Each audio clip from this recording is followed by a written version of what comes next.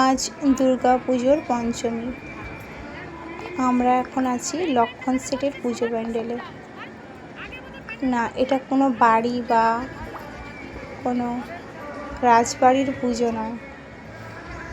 এটা যেটা দেখছি এটা একটা থিমের পুজো, যেখানে একদম কুঁড়ে ঘর থেকে রাজপ্রাসাদ এরকম একটি থিম তুলে ধরা হয়েছে।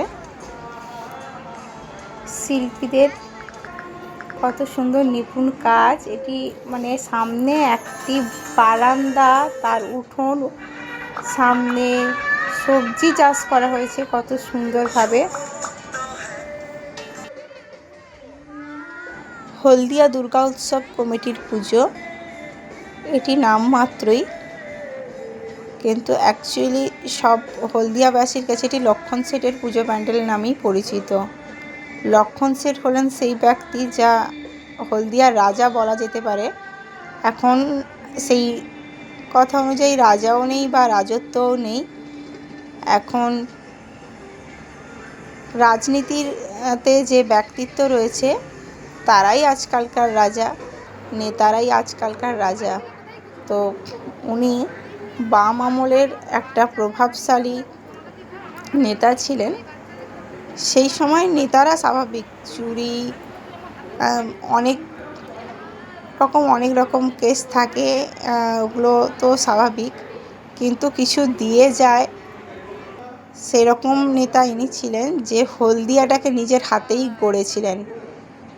হলদিয়াতে উৎসব কী জিনিস তা একমাত্র লক্ষণ সেটের দ্বারাই দেখানো সম্ভব। হলদিয়া উৎসব, এরকম উৎসব হয়তো ভারতবর্ষের কোথাও হয়েছে কিনা সন্দেহ, আমার জানা নেই।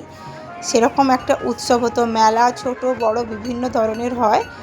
আমাদের এখানেও হয়, হলদিয়া মেলা হয়, কিন্তু এক সময় 2008-এ লাস্ট যে উৎসব শেষ হয়েছিল, ওনার রাজনীতিক যে পথ চলে যাওয়ার পর থেকে তার হয়নি। কিন্তু সেই প্রভাব, যে উৎসব কী জিনিস তা একমাত্র লক্ষণ সেটের পক্ষেই সম্ভব দেখানো। এটি উদ্বোধনের দিন এত যে জনজোয়ার, কেবলমাত্র এই পুজো প্যান্ডেল, যে হ্যাঁ অন্য কোথাও পুজো হয় না বা হলদিয়াতে এরকম বড় পুজো হয় না তা নয়, কিন্তু লক্ষণ সেটের এই যে অভিনব কৌশলে যে শোভাযাত্রার সঙ্গে যে 2006 কিংবা 2008, আমার ঠিক খেয়াল পড়ছে না, তখন যদিও আমি অনেকটাই ছোট, সেই সময় হলদিয়া উৎসব বন্ধ হয়ে যায়। আমার জ্ঞান পড়া অবস্থায় সেভাবে খুব ভালোভাবে হলদিয়া উৎসব দেখা হয়নি। তবে যেটুকু মনে আছে, খুব বড় বড় শিল্পীরা আসতেন। সবাই এখনও গল্প করে যে একদিনে মেলা দেখে কমপ্লিট করা যেত না, এমনই উৎসব হলদিয়াতে হতো। তার উদ্বোধনে অনেক সুন্দর সুন্দর মানে অনেক অভিনব জিনিস হতো। যদিও এটা অনেক ছোট করে হলেও কিন্তু পুজোর উদ্বোধন বলে কথা, সবাই খুব আগ্রহের সাথে এই উদ্বোধন দেখার জন্য সারা বছর অপেক্ষা করে।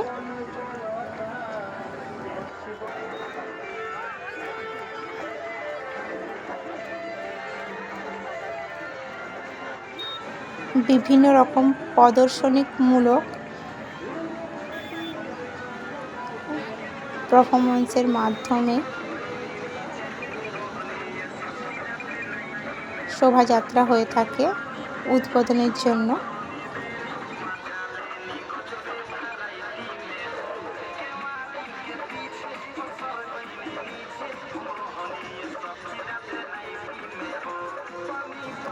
এই শোভাযাত্রাই তার প্রমাণ যে রাজার রাজত্ব শেষ হলেও তার আভিজাত্য যে বজায় আছে আজও, তা দেখিয়ে দিলেন লক্ষণ সেটের এই পুজোর পরিকল্পনা আর তার বাস্তবায়ন। দিনে দিনে যা অনেক বেড়েই চলেছে।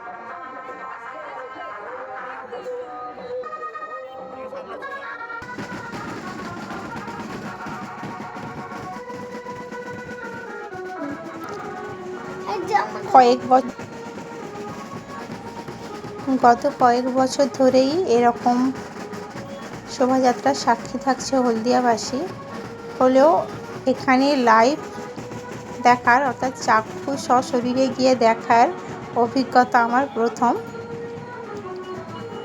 এই জায়গাতেই আমার এক বান্ধবীর বাড়ি, তো এবারে ইচ্ছে হলো যে ওর বাড়িতেই যাব।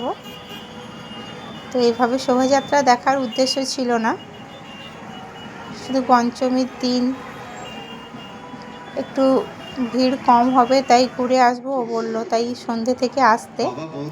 এসে এখানে যেটা দেখলাম, আসল একটু ইচ্ছে ছিল যে যেহেতু আজ প্রসেনজিৎ আসছেন, তো ওনার প্রোগ্রাম দেখার একটু ইচ্ছে ছিল, তাই একটু তাড়াতাড়ি এলাম। কিন্তু এসে শোভাযাত্রা দেখেও আমি খুব খুশি ছিলাম। আর এখন চলছে প্রসেনজিতের প্রোগ্রাম। সামনে ছিলেন লক্ষণ শেঠের বর্তমান সহধর্মিণী, উনি খুব উৎসাহের সাথে প্রোগ্রাম দেখছিলেন। ওনার সাজগুজ দেখেও আমি খুব মুগ্ধ ছিলাম, তাই বারবার চোখটা ওনার দিকেই যাচ্ছিল।